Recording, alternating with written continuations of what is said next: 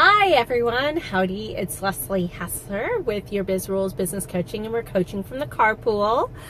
Wow, today's been a really interesting day. The neighborhood I live in, we actually have a lot of people that either own their own business or work from home, and we all got the joy of not having power for most of the day. I hear it's back on, but eventually I had to leave. I was using my phone as my hotspot, and I had no juice, and I had a 2 o'clock call. So this is me au naturel, because my bathroom has no natural light. I suppose I could have packed up the makeup and brought it with me, but I just needed to get to a power source. So you can see I have power in the car and here for Facebook Live. And I thought today would be an interesting topic, how to be an entrepreneur that walks and talks and really shows up in business with integrity.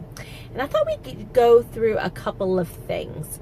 I think it's really interesting, the dichotomy sometimes we can have in business, because like I like to say, I've yet to meet business owners who have a pile of cash sitting in a corner somewhere just saying, spend me, right? It just, for most of the people, and I'll say 90%, probably closer to 96% of the business owners out there, that's not the case, right? It's actually a very small majority that actually have cash, disposable income like that in their business. And so I think you can get into this area in your business to where you're looking to get things done as cheaply as you can get them done. And I think that leads us into areas to where we can start to be out of integrity. Let me give you kind of a case in point. Everybody wants something for free. I mean, everybody does. Or maybe you've had people come to you for your services and they ask for a discount. They want to pay less. Everybody wants to pay less. I think that's part of just the human condition. Yeah, sure, there are some cultures. There are some cultures that I think it's ingrained into the fiber to negotiate down, right? And to pay as least amount as they can be. But the desire to get a good deal, I think, is human, especially as we're kind of a consumer nation. But I think it's interesting, and here's where to check yourself. If you want people to pay full price for your services, are you willing to pay full prices for somebody else's service? That to me is one of those disconnects of integrity.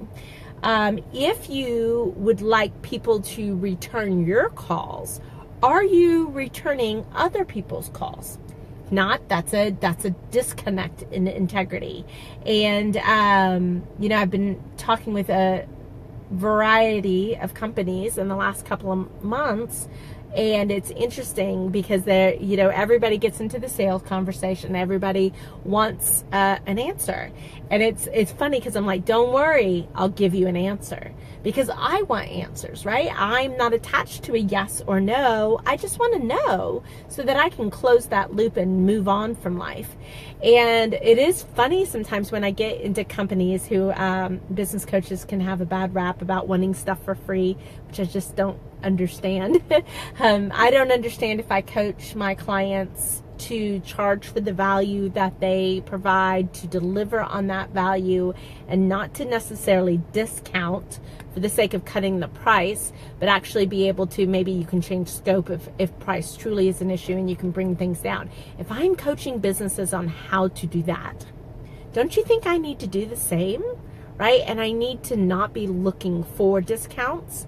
And so it's this interesting discussion that you may be in, especially as the end of the year, and you're maybe taking stock in your business and thinking about what works, what doesn't, what you wish you had, what you don't have, things of that nature, and really start to look at where you might be out of integrity and just not realize it.